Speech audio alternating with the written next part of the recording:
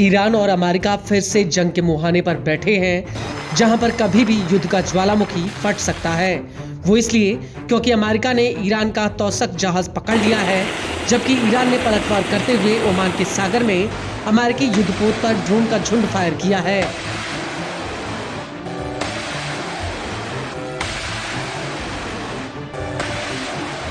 और अब दोनों के बीच स्ट्रेट ऑफ हॉर्मुज़ जंग का अखाड़ा बन चुका है। लेकिन अब इस पूरी जंग में एक ट्विस्ट आ गया है। वो ये है कि ईरान अमेरिका की इस लड़ाई में अब चीन की एंट्री हो चुकी है। दरअसल चीन का 052 DL destroyer straight of Hormuz के करीब पहुंच चुका है।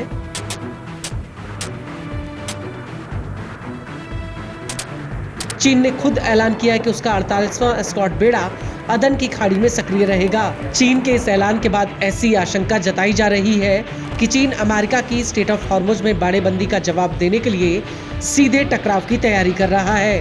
हालांकि चीन ने खुले तौर पर यह बात नहीं कबूल की है।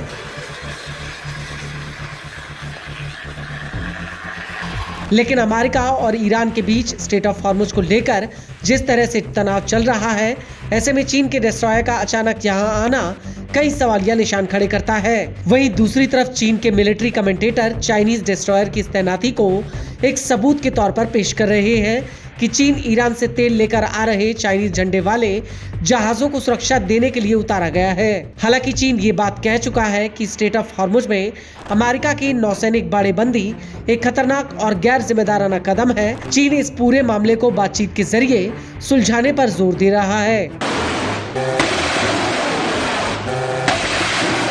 वहीं चीनी नौसेना के सूत्र ने इस बात की पुष्टि की है कि 48वें एस्कॉर्ट बेड़े में guided missile destroyer Tangshan, guided missile frigate Daqing और रिप्लेसमेंट वेसल ताईहू के साथ साथ हेलीकॉप्टर और विशेष अभियान कर्मी भी शामिल हैं।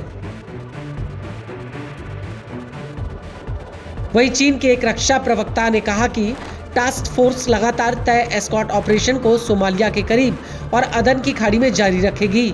हालांकि चीन के प्रवक्ता ने अपने इस बयान की भाषा ऐसी टोन में इस्तेमाल की है जिससे ये ना लगे कि चीन इस डिस्ट्रॉयर को आपातकालीन ऑपरेशन के लिए इस्तेमाल कर सकता है। आपको बता दें कि अदन की खाड़ी हॉर्मुज़ से करीब 2778 किलोमीटर से ज्यादा दूर है। इसी वजह से एक ऐसा ऑपरेशनल अलगाव पैदा हो जाता है जिसे चीन के तत्काल सैन्य हस्तक्षेप के दावे के साथ जोड़ पाना असंभव है।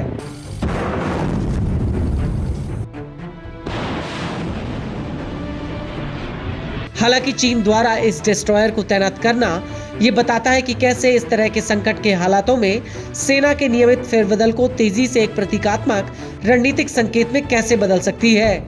और चीन भी अमेरिका को इस डिस्ट्रॉयर के जरिए यही संकेत दे रहा है।